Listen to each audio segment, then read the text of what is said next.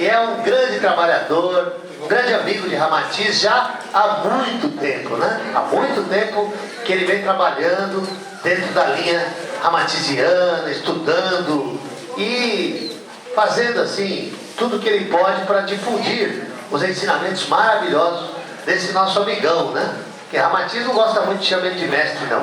Ele gosta que chame ele de amigo. Vou dividir um fato com vocês. Há muitos anos atrás, há uns 10 anos atrás, eu comecei a psicografar algumas mensagens e lá eu punha mestre Ramatiz, né? E aí um dia ele me envolveu, eu estava dirigindo aqui na Marginal em São Paulo e eu senti o envolvimento do Ramatiz. E ele disse para mim assim, até sempre que eu lembro eu fico emocionado. Ele disse assim, olha, posso pedir uma coisa, Cid? Eu fiquei, né, já fiquei sem ação. O Ramatiz me pediu alguma coisa, puxa vida, né? Um favor para mim. Ele disse, posso pedir um favor, aliás. Falei assim, eu fiquei meio sem jeito, né? Mentalmente, é claro. Disse, tudo bem, né? O que eu ia falar? Ele falou assim, olha, se possível, não me chame mais de mestre, não. Me chame de amigo e irmão. Mas não tem problema se você quiser continuar chamando de mestre. Imagina, né? Eu nunca mais vou esquecer isso. Eu estou falando, meu coronário está todo arrepiado aqui, né? Sinal que ele está aqui com a gente, né? Com certeza muito próximo. E esse amigão nosso, ele também vem trabalhando, né? Há muito tempo com isso, não só no Brasil, como no exterior também. E ele vai trazer para nós informações muito importantes sobre uma técnica que foi transmitida por seres de outros planetas e que Ramatiz referenda totalmente. Eu estou falando do nosso querido José Américo. Ele é vice-presidente da AFRAN, da região sul, e ele é um trabalhador do Núcleo Espírita Francisca Júlia. Aí o mais importante, é nosso amigo. Vamos recebê-lo com uma salva de palmas.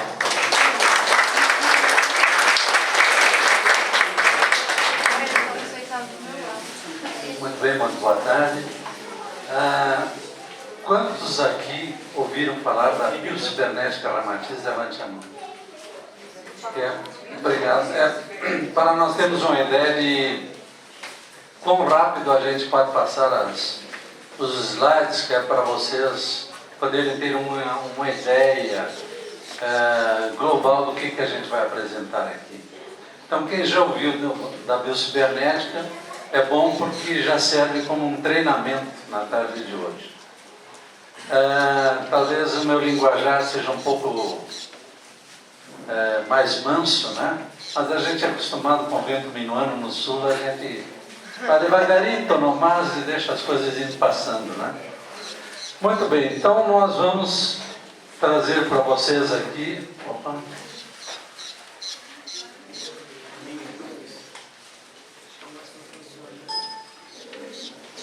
Nós vamos falar para vocês, já que são terapias de tratamento, e vocês viram pela manhã os dois trabalhos maravilhosos que foram apresentados, e nós agora à tarde vamos trazer uma novidade para vocês, aquilo que nós já estamos com uma experiência de alguns anos de atendimento, que é chamado de biocibernética Ramatiz, ou seja, uma visão do microcosmos humano. Nós vamos falar aqui sobre física, uma visão diferente do ser humano. Tudo que se falar aqui pode ser que já seja conhecido, mas nós vamos tentar colocar isso aqui dentro de uma visão cósmica. Ramatiz cósmico, Ramatiz que é estrela. Então é dentro dessa visão de um ser cósmico, com as orientações cósmicas, que nós vamos trabalhar o ser humano aqui. Vai para frente. Como é que começou esse conhecimento? Esse conhecimento já tem alguns anos, começou no México em 1968, por uma mexicana chamada Maria Rosário del Socorro Pérez Farfán, e depois esse trabalho veio para o Brasil, né, na década de 90. Nós estudamos esse trabalho aqui em Alphaville, lá para 93, 94, a gente se reunia aqui num grupo Ramatiz que tinha na cidade de Alphaville, e ali esses ensinamentos que nós recebemos em espanhol começaram a ser traduzidos para o português, e a gente fez uma tentativa de aplicação. Em 1996 e 97, no segundo Congresso Nacional Ramatiz, que foi realizado em Porto Alegre, é exatamente a presença de uma entidade espiritual chamada Dr. Fabian Carne, junto com o mestre Ramatiz, determinaram que esta orientação toda que estava pipocando no Brasil, ela fosse entregue para Porto Alegre, e que a partir daquela data, então, nós deveríamos assumir a responsabilidade de estudar, aplicar e divulgar.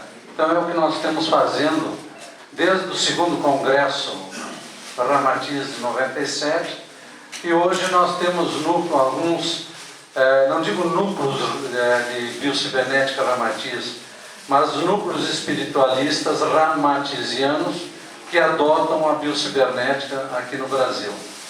E alguns núcleos, como por exemplo Campinas, que é o núcleo Nave. Campinas é um núcleo eminentemente ramatiziano, eminentemente de biocibernética. E de Porto Alegre nós levamos esses ensinamentos então para fora do Brasil. Hoje nós temos a Fraternidade Ramatiz de Cuba e temos o núcleo de biocibernética Ramatiz em Lima, no Peru, já há mais de 10 anos trabalhando com biocibernética. Rapidamente, perguntas para vocês. Vocês já se perguntaram qual é a melhor definição para ser humano? O que é um ser humano, na visão de cada um de nós? Ser humano a gente pode defini-lo como uma entidade biológica, somente produto de reações eletroquímicas de um organismo multicelular, como é o costume da gente identificar o ser humano. Será que o ser humano é só isso, matéria? Ou o ser humano pode ser... Opa, eu estou sempre do lado errado. Como eu sou canhoto, eu vou com o dedo do outro lado. Podemos descrevê-lo também como um ser somente espiritual, ou seja, o ser humano, matéria não existe, existe espírito. Quer dizer, nós vamos para os dois lados opostos, as duas faces opostas de uma moeda que deveria ser interagida. Então nós também podemos ter esse conceito de ver o ser humano somente como espírito, o que também é perigoso. Assim como é perigoso ver o ser humano somente como matéria, também ver o ser humano somente como um espírito e nada mais também vai nos isolar da tarefa maravilhosa que é a reencarnação. Então, nós podemos vê-lo e entendê-lo como um complexo, um ser complexo, onde as energias transitam alimentando uma consciência cósmica, energética, que manifesta através de um corpo biológico. Essa é a melhor definição que a gente pode encontrar. Em primeiro lugar, porque em termos de biocibernética, Ramatiz, biovida, cibernética é a realização da vida em tempos e movimentos absolutamente precisos. Então, a nossa ideia é mostrar para vocês que nós somos seres energéticos. Matéria, na realidade, não existe. O que existe é energia condensada. Nós somos energia condensada. Devagar, quase parando. Essa é a nossa realidade. Então, se nós acelerarmos a nossa energia bioquímica, nós vamos partir para um corpo etérico. Se nós acelerarmos mais essa energia que nós somos, nós vamos entrar no nosso corpo astral. E se nós acelerarmos mais ainda a um nível de luz, nós vamos entrar nas nossas consciências e nosso nível essencial. Então nós somos energia condensada. E é sobre essa energia que é o ser humano que nós vamos oportunizar, vamos conversar com vocês aqui. Então, qual é a visão da biocibernética? É de que o universo todo, como um todo, se manifesta como um grande holograma. Ou seja, tudo que existe no universo, existe no micro-holograma. Tudo que existe no micro-holograma, no micro-universo, existe aí fora. Nós somos absolutamente iguais. Nós somos interdependentes do universo e o universo é interdependente de nós. Não existe natureza fora de nós. Nós somos a própria natureza. Então essa visão de uma harmonia cósmica, de uma harmonia de interação entre o que nós somos e a maneira com que nós nos manifestamos, é o entendimento da biocibernética, compreende? Então, o que diz a ciência com respeito a isso? Vamos ver. A biocibernética sempre ela vai ter o respaldo do que hoje a neurofisiologia, o que hoje os cientistas, a física quântica está dizendo. Então, vamos dizer o que a ciência diz do microcosmos aí. Olha aqui, neurofisiologista da Universidade de Stanford, uma autoridade, Carl Driba. Não é que o mundo das aparências esteja errado, nem que não existam objetos lá fora, num nível qualquer de realidade. Lá fora, ou seja, fora daquilo que eu consigo enxergar como objetivo.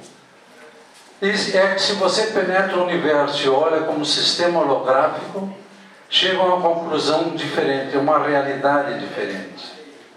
E essa outra realidade pode explicar coisas que até então permaneceram inexplicáveis cientificamente. Os fenômenos paranormais, as sincronicidades, a aparentemente significativa coincidência de eventos. Vejam bem o que ele quis dizer aí. Que quando a gente pensa o universo e nos pensamos dentro desse universo como integrantes de alguma coisa em que manifestamos a mesma energia da divindade em nós, e nós como manifestações dessa divindade, onde nós colocamos essa interação, interface das duas coisas, nós podemos explicar um mundo de manifestações que a ciência convencional não consegue explicar. E quando a gente pega um neurofisiologista, quer dizer, alguém que trabalha com a parte de funcionamento do sistema nervoso, na parte cerebral do ser humano, e ele diz que os fenômenos paranormais, quer dizer, vocês médicos, né? As sincronicidades, aquelas coisas que subitamente acontecem para nós, e as coincidências, tudo isso pode ser explicado através da integração da energia entre o ser humano e o seu próprio universo, entre o ser humano e aquilo que o rodeia. Então, às vezes a gente diz assim, vai levantar o telefone para ligar para uma pessoa e toca o telefone e àquela pessoa. Essa sincronicidade, essa simbiose, essa manifestação microholográfica existe por quê? Porque nós temos que parar de pensar o ser humano como um ser físico e começar a pensar o ser humano como um ser energia. Nós pulsamos energia, nós somos energia. E conforme o nosso estado de harmonia consciencial, a gente estende esta nossa energia para que todas as pessoas possam conviver com ela. Nós sempre estamos interligados. Ninguém consegue fazer uma evolução sozinho. Nem os mestres conseguiram. Porque quando eles foram para atingir mestres, tinham que levar um pedaço da humanidade junto. Portanto, eles tinham que arrastar consigo seres especiais. Vamos adiante? Como é que a gente examina essa coisa toda? Nós temos basicamente todas as orientações que recebemos a partir de 3 entidades espirituais, ou 3 manutenções da consciência cósmica. Seja Dr. Fabian Carden, cientista, médico, marciano.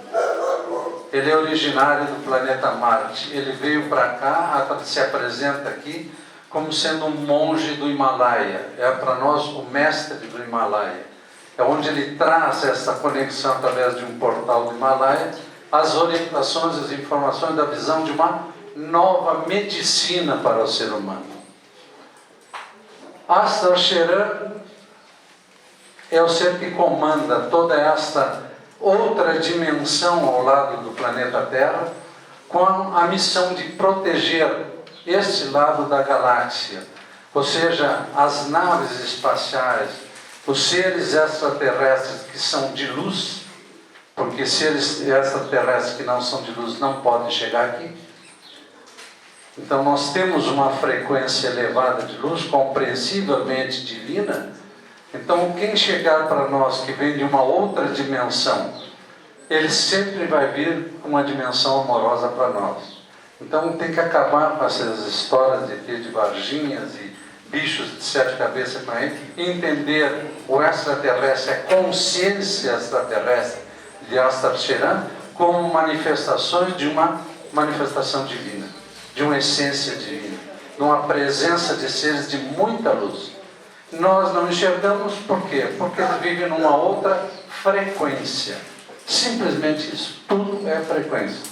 Até o gato que está aqui embaixo está na frequência desarmado aqui. E temos, então, o mestre Jean Matisse, né, que nos orienta em todo esse trabalho. Ao longo de todo esses anos, e sempre foi, desde a primeira manifestação dele conosco, a presença constante dos irmãos de Ramatiz junto conosco, orientando, dizendo, dando detalhes, pedindo como é que se faz. Quando nós perguntamos para o nosso mentor Ramatiz de Porto Alegre qual é o nome dele, todo mundo quer canalizar Ramatiz, todo mundo quer ter Ramatiz no lado, né? Desde o início, quando nós perguntamos o nome, ele diz assim, simplesmente isso: para que quereis saber o meu nome? Não vos basta o meu amor? Então, não adianta, nós não conseguimos saber quem, nós sabemos que é a fraternidade Ramatiz que nos orienta. Então, a gente tem muita tranquilidade. E tudo que nós recebemos, assina irmão mentor. Pronto, para nós é o suficiente. Não precisamos saber o nome, né? Porque a gente está dentro dessa luz maravilhosa, dessa luz amorosa. O que define, então, a biocibernética Ramatiz? Uma terapia de conotação espiritualista, trazida ao planeta por consciências cósmicas, com a finalidade de mostrar que o ser humano é um todo integrado por energias que interagem em tempos e movimentos absolutamente precisos. É uma ciência. Quando é rompido o equilíbrio entre essas várias energias e os vários movimentos elétrico, magnéticos, gravitacional do ser humano, o ser humano então adoece. Quando o ser humano adoece, a biocibernética entra com as suas técnicas, com o seu conhecimento, com a sua investigação e tenta recompor no ser humano a sua defasagem de energia, o seu desequilíbrio de energia. Desde aquela energia que é eminentemente espiritual, ou seja, os nossos relacionamentos não muito fraternos com seres do outro lado, até as patologias mais difíceis como cânceres, etc., né? Leucemias, problemas genéticos, etc. Toda esta gama, angústias, depressões, que é o que mais dá, né? A gente trabalha com técnicas e com a ação da biocibernética, recompondo a energia do ser. A biocibernética nunca se preocupa com o corpo biológico do ser. Primeiro nós vamos avaliar o estado espiritual dele, como é que está essa interface dele. Depois nós vamos olhar os processos encarnatórios desse ser, a sua infância, enfim, os níveis todos de relacionamento. Como é que foi a gestação, se a gestação foi aceita, se não foi aceita, quais os problemas gestacionais, como é que foi o parto, foi cesariana, foi parto normal, os 2 primeiros anos de idade, como é que foi a infância, traumática, não traumática, se os pais estão vivos, o relacionamento, os níveis de satisfação. Por aí você vai fazendo aquilo que nós chamamos de anamnese do ser humano. Daí então nós temos um painel para tratar a energia do ser e recompor então aquilo que ele desequilibra no dia a dia. Isto é biocibernética. Deu para entender? Bom, vocês têm que ter entendido, né? Se vocês não entenderam, né? Como é que então a biocibernética ela trabalha? Nós temos uma montagem de 7 pilares da biocibernética, de entendimento de toda esta coisa que a gente consegue trazer através de polígrafos, através de aulas, através de cursos. Primeiro nós examinamos quem é o microcosmos humano. Nós temos uma informação de cocheira, como diz o gaúcho, né? Privilegiada, em que a gente sabe ou recebeu orientação, informação de como é formado um cosmos, como é que se cria o universo, como é que é esta respiração de Brahma, né? A inspiração da divindade e a expiração da divindade. Essa inspiração e expiração, como é que cria um cosmos? E a partir do início do Big Bang, como é que interagem aquelas manifestações, as energias do éter divino para poder criar no futuro um átomo. Só que a gente sabe como é que é formado antes disso tudo, aquelas partículas pré-atômicas, etc., que vão originar no futuro um átomo. Então é a partir desta visão do microcosmos humano que nós vamos chegar ao ser humano. Depois o segundo título é o movimento das energias no ser humano. Como é que transita esse negócio? Nós somos o quê? Energia. Se nós somos energia, nós somos um campo de quê? Eletromagnético. Se nós somos um campo eletromagnético, tanto é que a gente às vezes bota o dedo, a mão numa parede e damos um choque. Ou seja, nós temos uma radiação eletromagnética. Então, se nós somos um campo eletromagnético, como é que transitam essas energias? O que é a eletricidade do ser humano? O que é o magnetismo do ser humano? Como é que o ser humano se equilibra em relação à gravidade? Tudo isso envolvendo chakras, tudo isso envolvendo sistema nervoso central, tudo isso envolvendo corpo etérico, corpo astral, etc. Muito bem. Depois nós trabalhamos em cima da mente humana, né? O que é a mente humana? O que quer dizer essa coisa? O que governa o ser humano? Por que os desequilíbrios em formas de pensamentos negativos podem ser causas que dão origem a patologias? Então você vai estudar a mente humana, as esferas mentais, o que é pré-consciente, o que é consciente, o que é supraconsciente, o que é o inconsciente. Então você mergulha nisso aqui e você mergulha dentro do corpo etérico. Você entra lá dentro do corpo etérico para poder entender essas energias. Depois nós começamos a trabalhar uma parte que é a parte de cromoterapia. Você tem que aprender a mentalizar cores e tem que aprender a projetar cores. Porque as cores não só corrigem o corpo biológico, como elas sustentam a possibilidade de um médium mais desenvolvido entrar em campos sutis do ser, pela sustentação da energia emanada pelos outros irmãos que estão em tarefa. E você vai aprender a trabalhar com radiestesia. A radiestesia é um instrumento-chave na biocibernética. É aquilo que vai nos permitir fazer a investigação. Você tem um método próprio de investigação, e nesse método próprio de investigação, a gente vai fazendo as perguntas e vai entrando cada vez mais profundo no ser humano que a gente está investigando. Na presença dele ou longe, mas normalmente na presença. E nós temos um outro pilar muito bom, que é um programa de autoajuda. Há muitos anos os irmãos da Ramatiz dizem o seguinte: vocês têm que pegar muitas orientações, informações que vocês têm e repassar para as pessoas. Chega das pessoas virem aqui, tomarem um passe, fazerem pronto-socorro, dobram a esquina, continuam fumando, continuam bebendo, chegam em casa, é um inferno. Então nós temos técnicas orientadas pelos irmãos em que a gente ensina as pessoas. Ou seja, a gente passa a responsabilidade da vida para vocês, para a pessoa que está ali. Então essa pessoa vai aprender a fazer um programa de autoajuda, ela vai aprender a limpar o seu lar, ela vai aprender a viver dentro de escudos de proteção, ela vai aprender a mudar o seu ovo de aura para uma esfera de aura. Ou seja, ela vai aprender a se harmonizar com seus familiares. Na biocibernética, a família é a chave. Tudo começa dentro do ambiente familiar. Então, nós, quando atendemos as crianças de modo separado dos adultos, 90% dos problemas e patologias infantis, o problema não são as crianças, o problema são os pais. Então esse desajuste familiar é a coisa que mais prejudica a harmonia do ser humano. Depois então vocês vão aprender, ou as pessoas aprendem, a biocibernética bucal. Que esse trabalho todo foi desenvolvido aqui em São Paulo há uns 20 e poucos anos atrás por 2 médicos paulistas, e que depois nós encaixamos a biocibernética bucal nas nossas investigações e trouxemos para esses dentistas a visão espiritual da boca.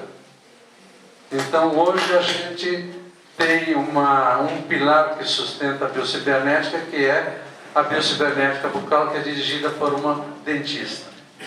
É um odontólogo que dirige todo o processo. Nós inclusive temos um gabinete dentário no Francisca Júlia, em que a gente faz a avaliação da arcada dentária das crianças, que é para poder orientá-las na modificação comportamental dos pais em relação aos filhos. Compreende?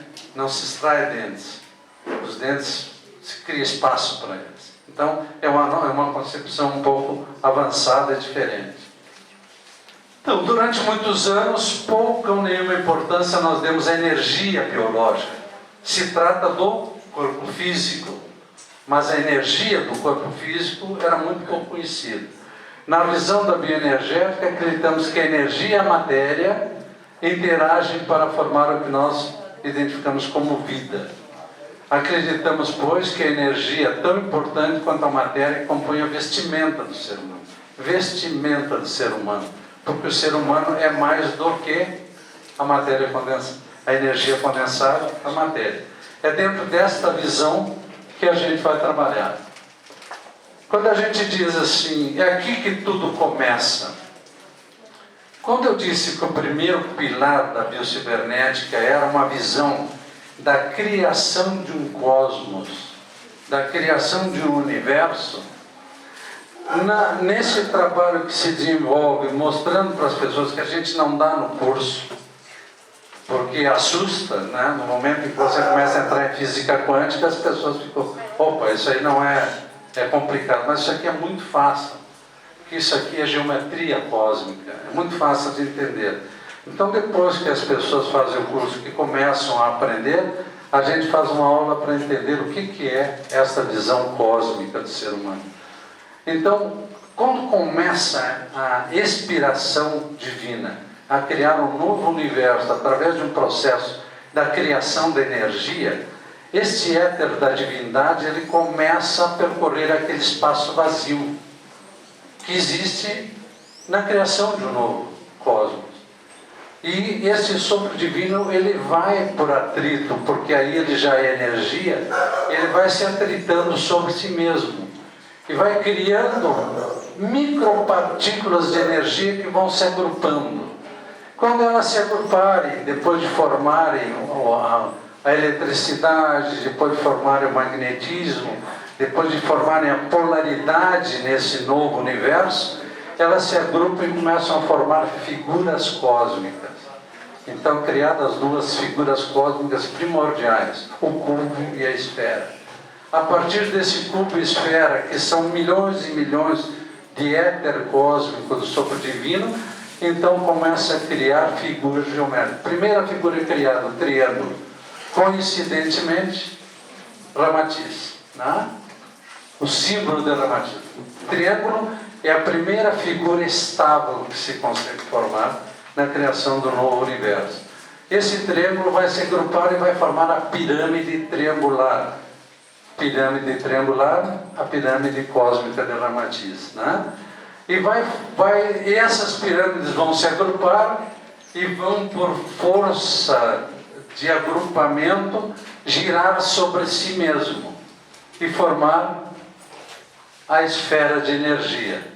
A esfera de energia se chama Parton, um nome científico dado pelos cientistas em 1972, e esta entidade chamada Feldenkrais já tinha dito para Marla, no México, que a Terra estava próxima a receber um presente, que era identificar a menor partícula possível de ser detectada e que eles chamariam essa partícula de Parton.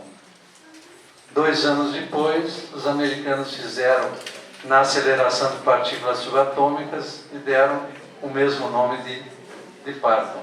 Esta figura que vocês estão vendo aqui é uma figura material. Isso aqui é o girassol.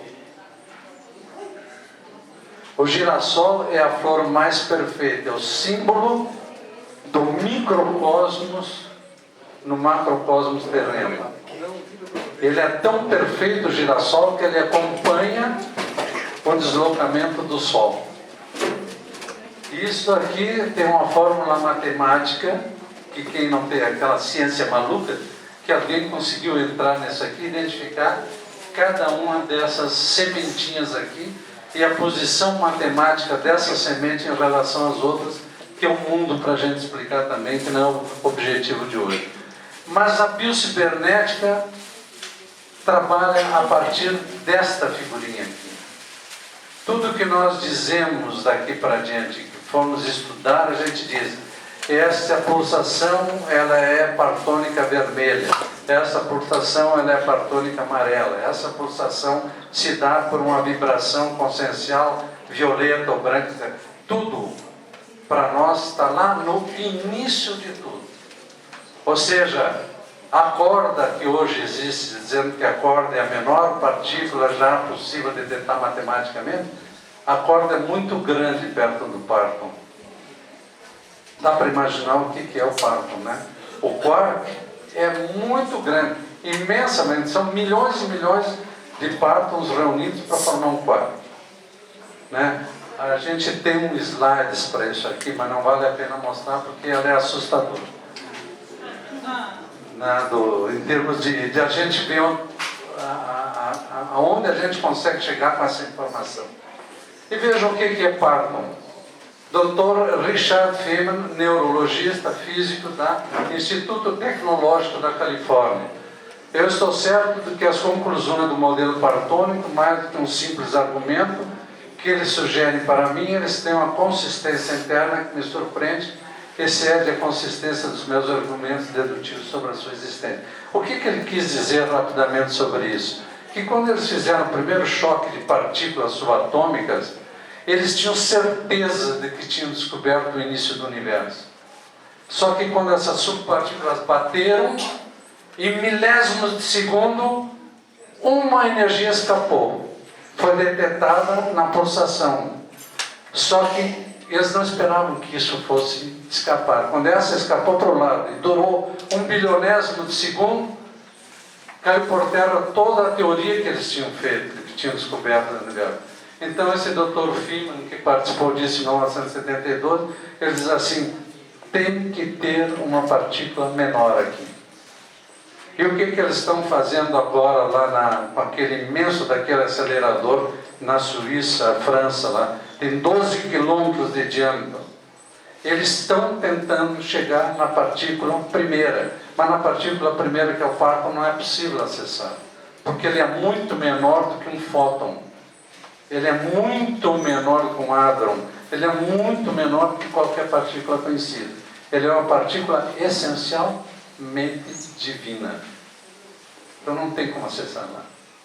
Vamos gastar mais uns bilhões de dólares lá, mas não vamos conseguir chegar lá. Tá? Bom, então isso a gente deu uma ideia de que a ciência explica aquilo que a espiritualidade está nos dando desde 1968 no México e para nós aqui no Brasil a partir da década de 90. Então como é que nós entendemos esta visão dentro desta visão, o ser humano dentro dessa visão partônica? A proposta e o desafio do conhecimento disso é o que nós chamamos de biocibernética Ramatias. É através de buscar esse conhecimento do ser humano é que nós temos a orientação e a determinação dos irmãos que nós temos que levar esse conhecimento para frente. Isso não pode ficar entre meia dúzia de pessoas. Isso tem que levar para diante, as pessoas têm que pesquisar, têm que ir atrás, têm que aprofundar conhecimento, têm que pesquisar por que as curas ocorrem quando a gente faz um procedimento de biocibernética. Por que ela acontece lá? A que nível acontece essa cura? Né? Então é preciso que a gente estude muito isso aí. Então a biocibernética é apresentada através de manuais de estudos, cursos periódicos, técnicas que são aplicadas. Hoje existem orientadas, padronizadas, regulamentadas, estudadas, 42 técnicas. Ou seja, para cada tipo de ação que se faz, a gente tem um procedimento. Começa assim, limpa assim, organiza assim e energiza dessa maneira. Princípio, meio e fim. Tem que ser assim. Porque quando elas nos chegam, a gente treina 2, 3, 4 meses. Depois que começa a ter resultado, então a gente bota no papel. E do papel, então, a gente começa a dar para algumas pessoas que fizeram curso, que têm experiência, começam a trabalhar primeiro. Depois que esses que têm experiência entenderam a técnica, estão fazendo a técnica, fazendo terapias de vidas passadas pelo método Ramatiz, é diferente de tudo que existe por aí. Mas não são todos que podem fazer isso. Então, em cada núcleo, o Ramatizando tem 2, 3 pessoas que podem ir lá atrás fazer. Porque para poder entrar atrás numa vida passada sem a manifestação e sem levar o irmão lá atrás em desdobramento, porque é nós que entramos lá dentro. É o irmão mentor desse ser que entra lá dentro da mente dele. E são os seres de Ramatiz que entram lá. É diferente de uma outra terapia. Se já aconteceu alguma coisa com esse ser lá em 1500, 1600, não tem por que voltar atrás. Está feito. Isso é tempo e espaço, isso é matemática, não tem por que levar o cara lá. Só você tem que entrar lá na mente dele, desarmar o que está na vida passada dele e ir para o planeta e desarmar o planeta. Porque enquanto o planeta continuar pulsando com aquela energia de 1500 e poucos, não adianta. Se não é nessa, na outra encarnação, a Terra vai cobrar. Porque ela é a nossa casa. Um dia você vai se encontrar com seus erros. Não adianta desarmar esse campo mental. Não adianta fazer regressão se você não desarmar o planeta. Então, isso aqui são coisas que a gente vai fazendo, ensinando para as pessoas. E existe uma parte da biocibernética que ela é trabalhada com crianças. Então, esse trabalho com crianças, ele é feito de uma maneira diferenciada, porque desde 93 nós não atendemos crianças junto com adultos. E muito menos agora, com essa frequência das crianças que estão chegando ao planeta e que não são daqui, nós não podemos misturar com os adultos, com a nossa energia densa pesada. Então as crianças são atendidas em dias separados. E só se atende a criança e os pais das crianças. Então é um cuidado que se toma por orientação da Ramatiz. Então, como é que se manifesta na visão da biocibernética esse sopro divino? Vamos apurar um pouco para podermos chegar a parte que interessa, que é a parte dos tratamentos. Nesse universo, a pulsação é setenária, todo mundo sabe, 7 dias da semana, 7 notas musicais. Nós encarnamos necessariamente 7 vezes como homem e vamos voltar necessariamente 7 vezes como mulher. Não tem como ser diferente. E não adianta dizer assim, não, eu sempre fui homem. Não, é impossível.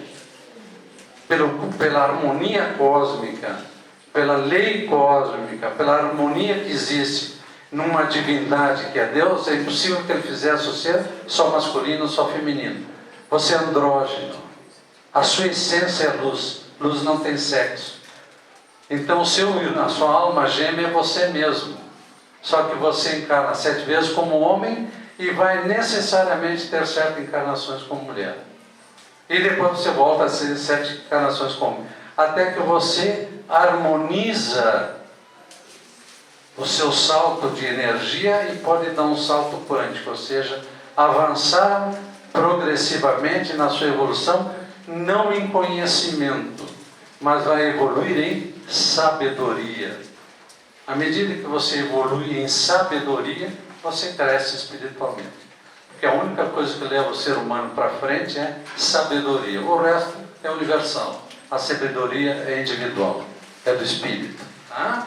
Então vamos adiante. 7 são os corpos de harmonização da divindade em nós. São a chamada possibilidade de encarnação de uma essência nesse planeta. Então, 3 pertencem, são inacessíveis e 4 manifestam-se no processo. Já tem 5 minutos só? Não, tem 10. Ah, tá. Então, tá. Então as 4 manifestações, pulsações mais densas, pesadas, é o corpo mental concreto causal, corpo astral emocional, corpo etérico energético, ou corpo biológico. Então, essas aqui são as manifestações possíveis da essência do ser. Nós temos um corpo divino porque nós somos a própria divindade manifestada. Nós temos um campo de espírito, onde nós temos a essência condensada com a orientação de Deus. Ou seja, como você vai ser colocado num planeta, ali você tem uma orientação para fazer a sua evolução em termos de progresso consciencial. Depois nós temos uma essência espiritual, que é onde então condensam-se as energias que vão formar um novo ser. Aqui você é figura cósmica, você é uma geometria cósmica. Aqui você é uma pirâmide triangular de Ramatiz. Depois então você toma uma forma humana, porque nós que estamos aqui temos uma forma humanoide. Então na forma humana você estaciona a sua essência numa quinta dimensão e projeta para uma quarta, terceira dimensão um plasma de si mesmo, uma emanação de si mesmo que se chama alma. Espírito não encarna. Espírito é eterno. O que encarna é a alma. A alma é que vive no plano astral. É ela que vem, toma uma vestimenta, faz o seu progresso, volta para o plano astral. Então a alma é que vem e volta. E a alma se manifesta através do corpo mental ou do corpo astral. A mente humana é o corpo astral. Não é um corpo mental, é a mente humana. Você tem uma consciência humana, que é onde você tem o registro das suas existências, que na linguagem se chamaria campo mental concreto. Depois você tem um corpo astral, que é o corpo da mente humana, aquela em que você faz o seu progresso. Você tem um corpo, você tem um corpo de vitalidade, que é o corpo duplo etérico, e você tem um corpo físico de manifestação planetária. Na biocibernética Ramatiz, os 4 corpos densos do ser são passíveis de acessar. Sempre vamos trabalhar no corpo etérico. Esse é o corpo que nos preocupa. É por aqui que transitam as energias do ser, aqui estão os chakras, é por aqui que o campo áurico se manifesta magneticamente, é por aqui que estão as esferas de consciência, aqui está o comando elétrico, aqui está o comando do ser, está no etérico. Aqui é o sacramento. Hoje de manhã também já tinha alguém aqui meio atrapalhado também, né? É que a gente bota o dedo no lugar errado. Então, a matriz encarnatória do ser é aquela que nos leva ao corpo então astral. É o corpo que nos mantém no outro lado. O corpo etérico é o corpo de energia do ser. E o corpo biológico é o corpo de ação vivencial. Para cada um desses a gente desenvolve um conhecimento e um desdobramento. Por exemplo, a gente sabe que o corpo físico, na realidade, ele é montado por 7 corpos. A gente nunca se deu conta disso. Mas nós temos um corpo de pele. A pele é um corpo que pode ser estudado, examinado e trabalhado independente dos outros corpos. Nós temos um corpo de músculos e nervos. Nós temos um corpo de órgãos. Nós temos um corpo de circulação interna, sanguínea, fechada. Nós temos um corpo de circulação externa, sistema linfático. Nós temos um corpo de estrutura óssea. E nós temos um corpo de água, que é o líquido intersticial. Então, se a gente olhar bem, nós temos 7 corpos aqui também. E para cada um desses, nós podemos agir com um desses independente dos outros. Recuperar o funcionamento da energia do biológico em cada parte do biológico, independente de organizar todo o resto do biológico. Compreende? Mas primeiro nós vamos verificar como é que está esse irmãozinho aqui, porque ele é a chave de tudo. Vamos adiante. Para a concretização da vida física, então é necessário que a alma, o astral, realize uma troca de informações a partir de um projeto existencial formulado antes da concepção. Tudo que ocorre no corpo biológico tem a sua origem ou contrapartida nos corpos sutis.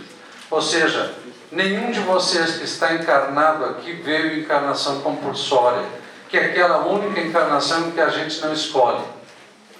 A gente vem para cá trazido pelos irmãos espirituais porque os nossos delitos ao longo de algumas encarnações foram tão graves que nós não conseguimos sair do umbral sozinhos.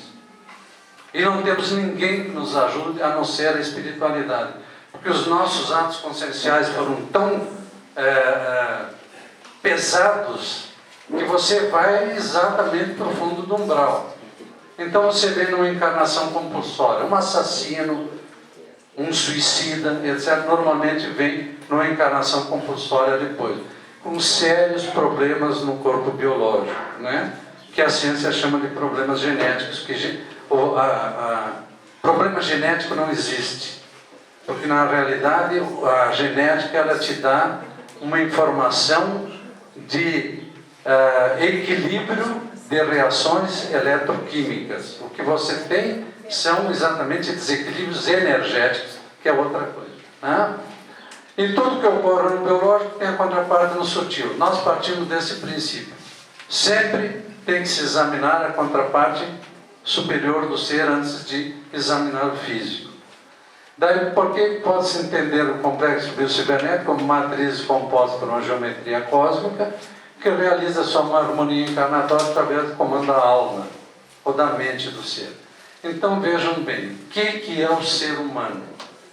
O ser humano é um grande campo de energia altamente condensado que tem um comando de mente que por sua vez realiza na sua ação planetária aquilo para o qual ele projetou poder fazer.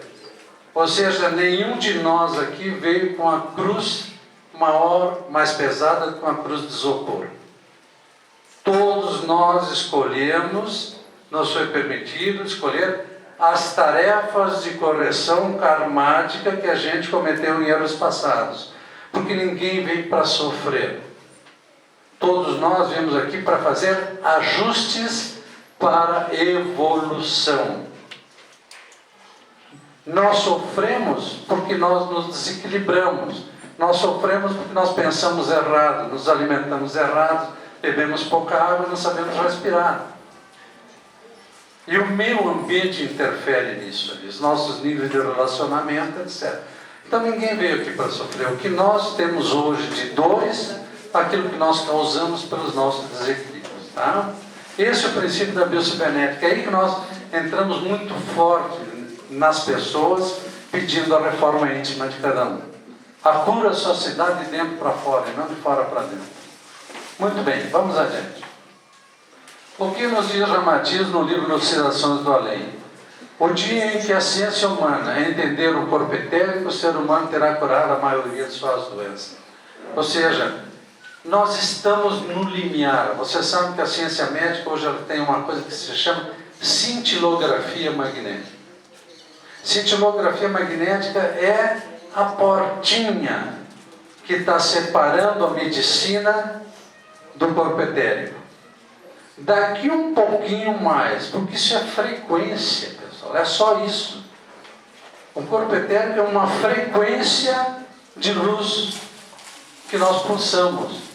Então daqui um pouquinho a ciência médica ela vai conseguir fazer um aparelho em que ela vai atingir essa pulsação do etérico.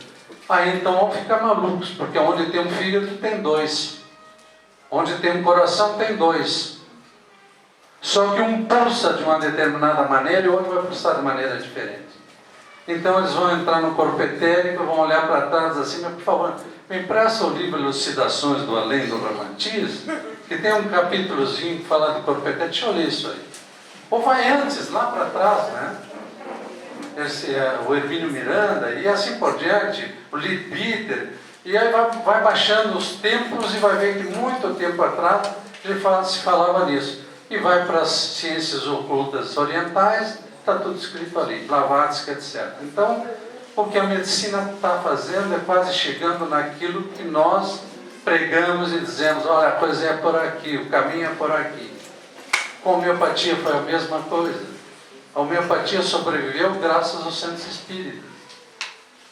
E agora que a homeopatia passou a ser uma ciência médica, os centros espíritas estavam proibidos de fazer receituário homeopático.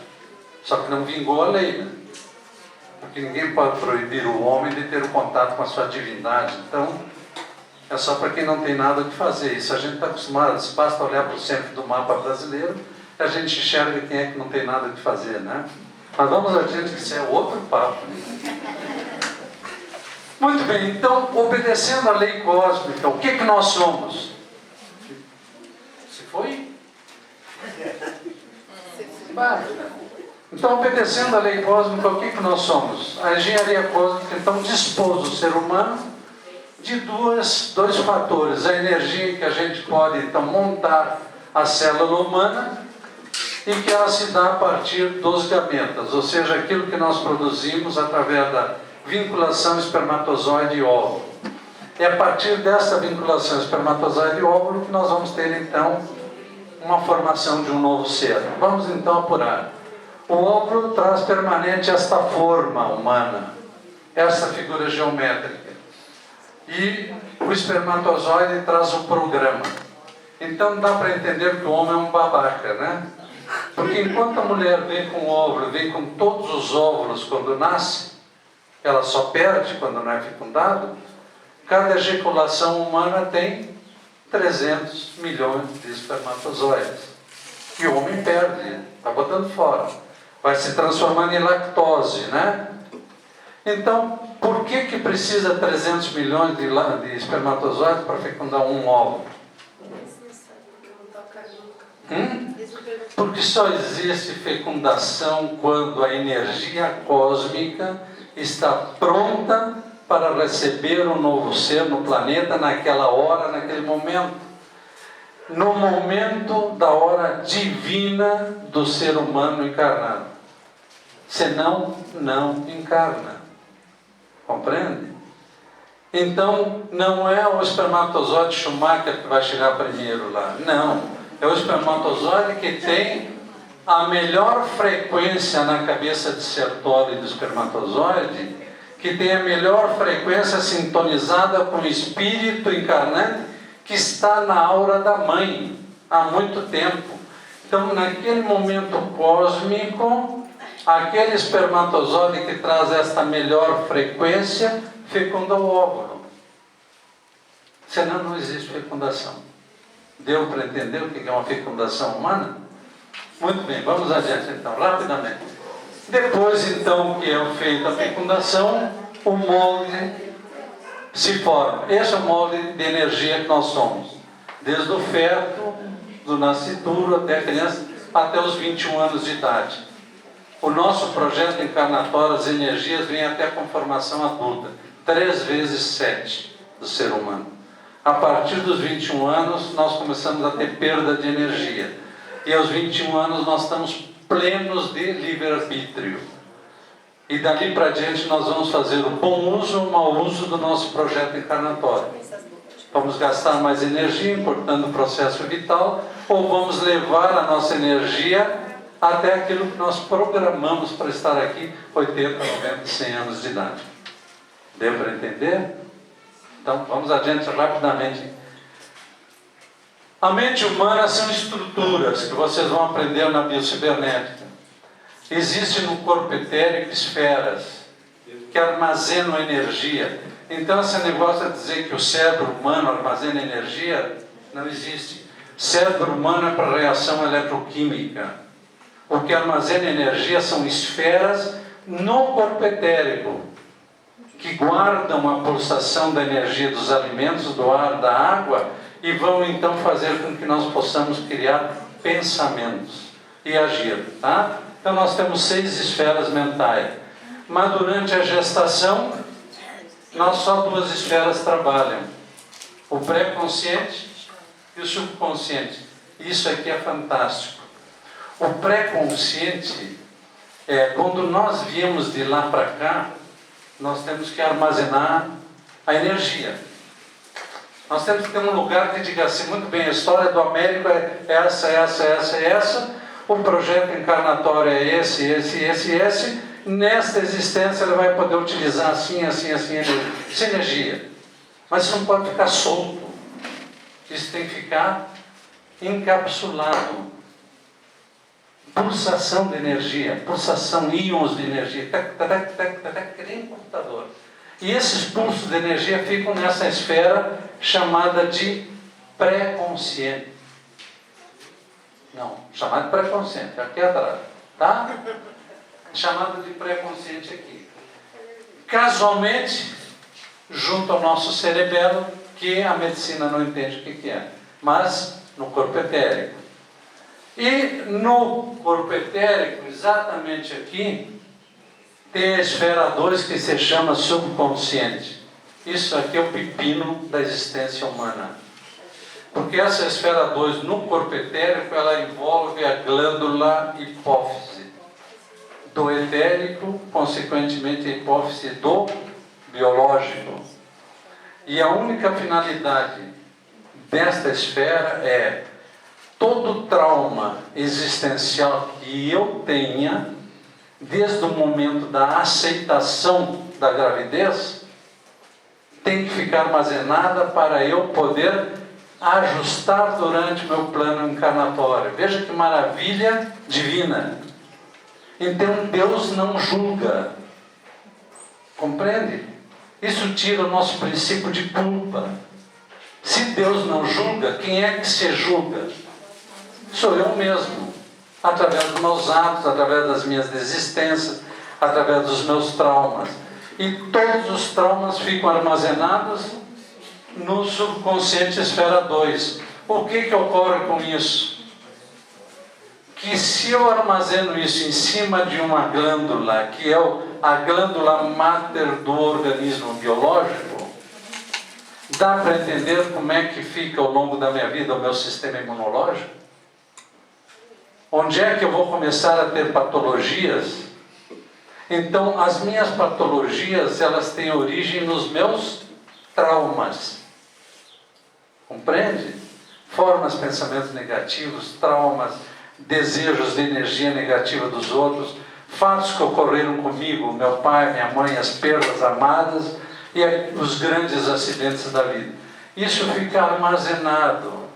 E se isso ficar armazenado durante o processo gestacional, a gente tem uma resposta que se chama aborto espontâneo. O espírito não quer ficar aqui e ele vai embora. Então, o aborto espontâneo é a rejeição do espírito a um processo encarnatório. Aumenta o karma dele. Bom, vamos adiante, porque isso aqui é 1 hora para a gente falar. Logo após isso, do nascimento, então, nós temos a nossa estrutura. Um campo gravitacional, um campo elétrico, um campo magnético, que é o que nós somos.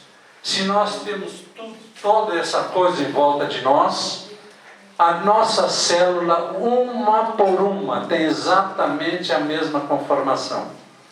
Então, hoje, o que a ciência diz? As células são inteligentes. Nós já sabíamos isso, né? Porque se o macrocosmo se manifesta, o microcosmo se manifesta. Se este macrocosmo de órgãos se manifesta, o microcosmo celular tem que se manifestar também. Então, cada célula nossa nos conhece profundamente. Então, se nós estamos doentes, é porque nós desequilibramos o nosso processo celular.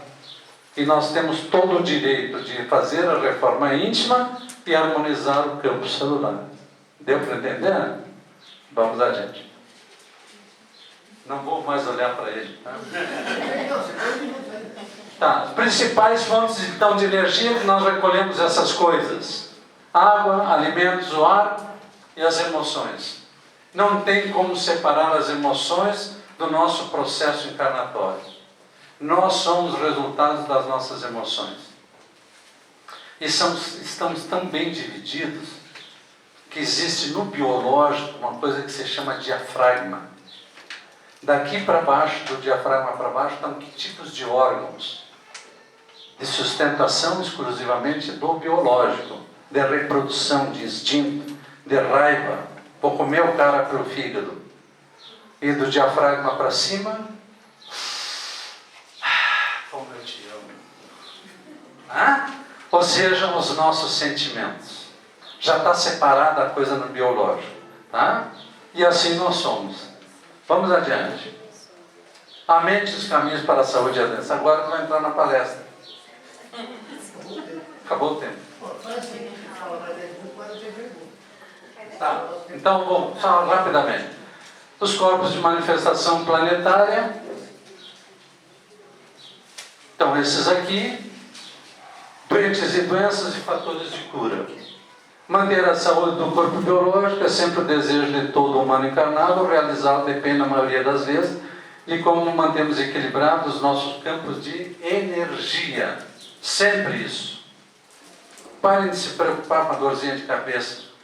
Procurem saber por que vocês estão fazendo a dor de cabeça. Como é que eu criei isso? Tá? Porque enxaqueca não existe, pessoal. Enxaqueca é a falta de ter o que fazer. Tá? Vocês acordam às 7 horas, 8 horas da manhã, não tem dor de cabeça. Às 9, não tem dor de cabeça. Às 10, vocês estão preocupados porque não tiveram enxaqueca. Aí começam a se preocupar com enxaqueca. Às 11 estão com enxaqueca. Às 5 da tarde, não conseguem suportar a dor de cabeça.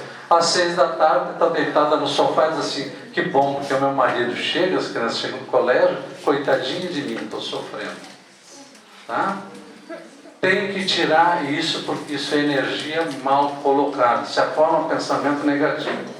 Vamos adiante. Por que adoecemos?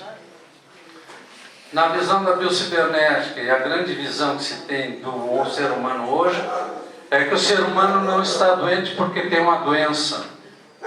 Mas ele tem uma doença porque está doente. É completamente diferente.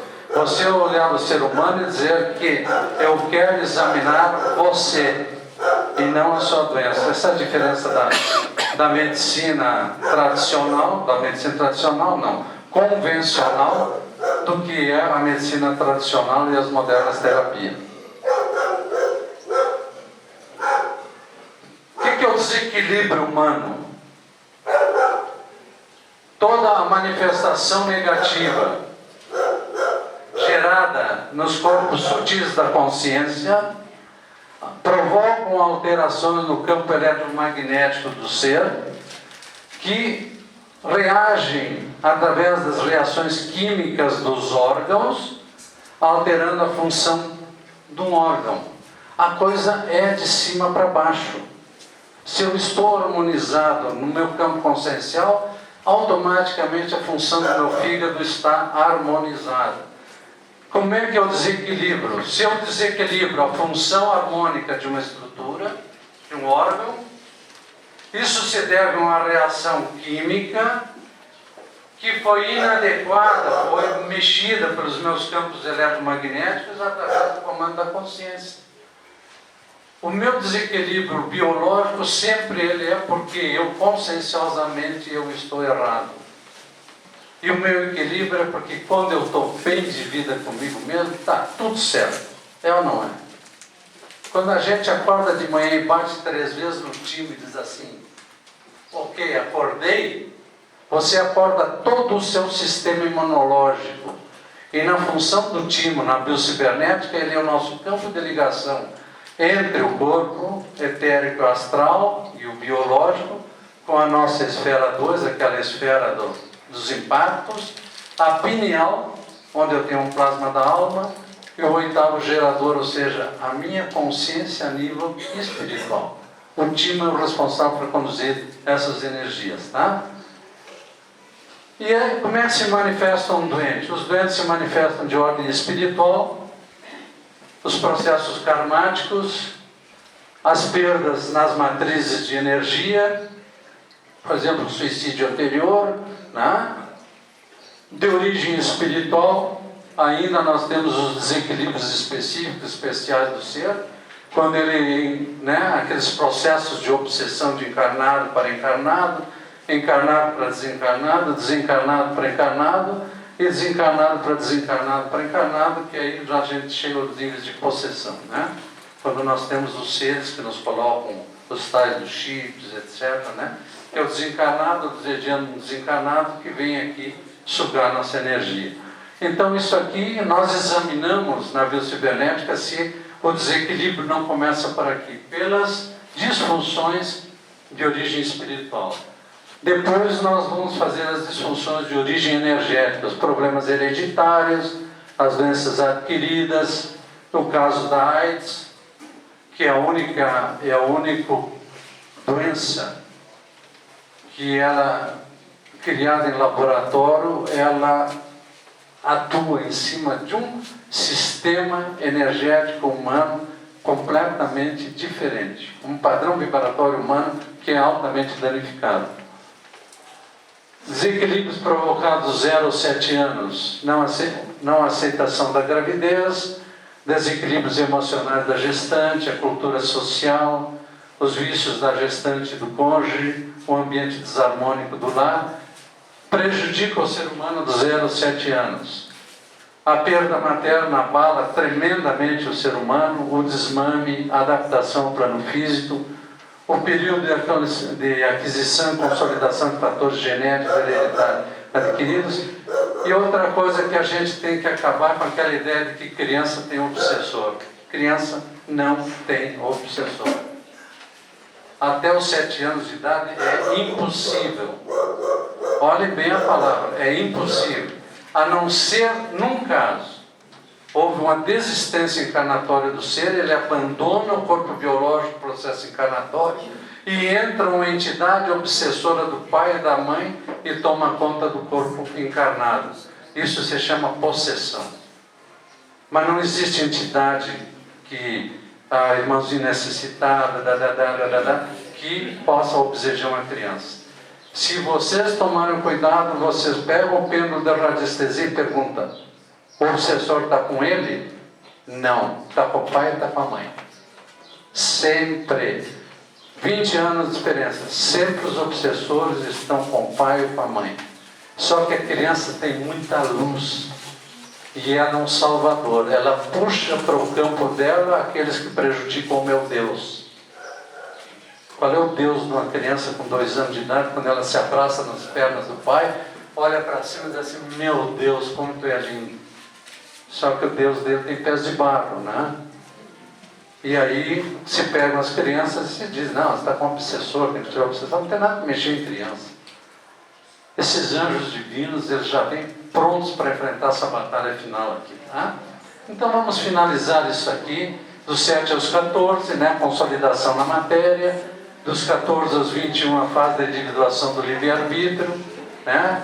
Já é a fase em que os riscos de aquisição de vícios sociais já se tornam permanentes, né? E a fase em que essas decisões vão afetar o ser para frente. Então aqui é a época da aborrecência, né? Que a gente não sabe lidar. Depois dos 21 aos 49 anos é a plenitude do ser. Quando o ser atingir 49 anos de idade, 7 vezes 7, ele pulsa cosmicamente, harmônico como pulsa harmonicamente com seus 7 corpos biológicos. Ele está na plenitude intelectual do ser. E aqui então ele tem que ter definido tudo o que ele quis fazer na vida dele, para que ele possa ter depois, então, dos 49 anos em diante, uma vida em que ele vai desenvolver as outras coisas mais espirituais. Acima dos 49 anos é o período de ajuste mais sério programado para a existência. Ele vai fazer uma quitação energética, ele vai aumentar o seu karma, etc, etc. Então vai chegar no ocaso vivencial em que você vai ter então um somatório positivo, ou seja, valeu a pena meu processo encarnatório. O que eu programei, eu cumpri. Todas as minhas energias, daquilo que o ego meu, daquilo que é a minha vivência, dos meus contatos com o meu eu espiritual, estão equilibrados. Ok, tudo bem, eu entendo o que é paciência, tolerância, harmonia, amor, perdão, etc. Eu entendi mais ou menos isso, eu estou equilibrado. A velhice mental sadia, um desencarne sem traumas e um retorno ao plano de luz, porque ele volta para o plano de luz. Ele cumpriu o programa. Ele vai passar pelo umbral, sim, todos nós vamos passar. Por quê? Porque nós temos as energias do corpo etérico. Éter significa energias que são tiradas daqui, da parte estratosférica do planeta. Energias que nós condensamos. Nós não podemos entrar no nosso plano astral de luz com estas energias. Não é energia da alma, isso aqui é energia do planeta. Tu és pó, em pó retornarás, disse o Cristo. Né? Ou seja, para nós podermos voltar para o plano de luz, nós temos que dar uma passadinha por ali de leve, sabe?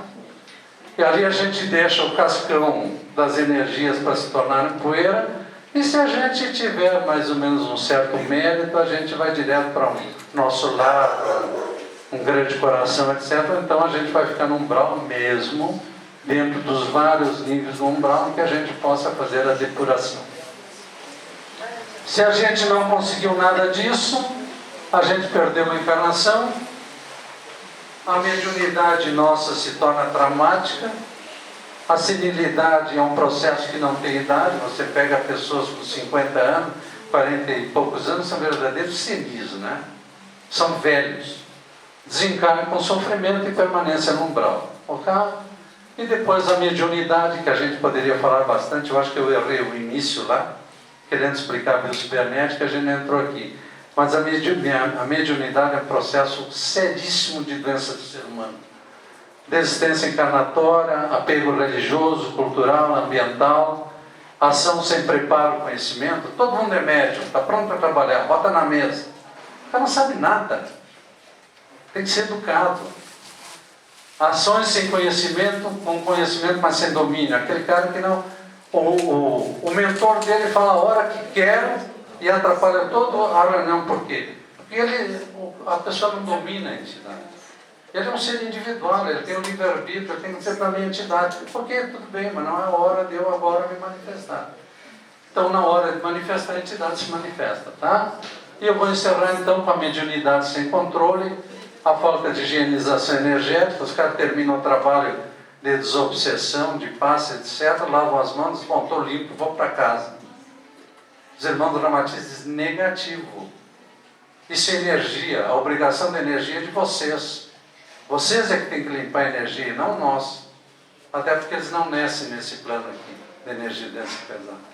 E a gente já pegou médium de cadeira de rodas no Francisca Júlia, exatamente por 20 anos de mesa mediúnica, nunca fizeram uma limpeza energética sequer. A prece apaga tudo. Então, a rezar 10 Ave Maria não precisa fazer mais nada. Compreende? Energia, você tem que manipular a energia. Obsessões contínuas, né? Degeneração mental, a saturação energética, a indisciplina, a perda de capacidade mediúnica e os fatores de cura, a matriz familiar, o livre-arbítrio, a mudança interior. As portas de entrada, o manual, que aqui eu vou passar rapidamente, porque isso aqui não vai dar tempo de entrar, né? E a mensagem final para vocês, ou seja, a cura das partes não deve ser tentada sem o tratamento do todo. Nenhuma tentativa de curar o corpo deve ser feita sem levar a alma em consideração. E se a cabeça e o corpo devem estar saudáveis, é necessário começar pela mente. Pois o grande erro dos nossos dias ao tratar o corpo humano é que os nossos médicos separam a alma do corpo. Deu para entender o que é isso? Bem atual, né? Exatamente o que está se passando agora, né? Será? Isso foi dito por Platão em 427 a.C. Naquela época já a turma estava querendo tomar conta, né? E o que diz André Luiz? O espírito pode confiar-se delituosamente na ação, contudo lá vem um dia a tormenta, compelindo a agitar-se e a mover-se para entender as imposições do progresso com mais segurança. Não adianta fugir da eternidade, porque o tempo, o benfeitor do trabalho, é também o verdugo da inércia. Então, pessoal, vamos parar com aquele negocinho de dizer amanhã eu começo. Amanhã eu vou examinar a minha reforma íntima. Não tem mais tempo. Porque a cada dia perdido é um dia perdido num processo encarnatório que eu escolhi. Tá? E muito obrigado pela paciência de vocês.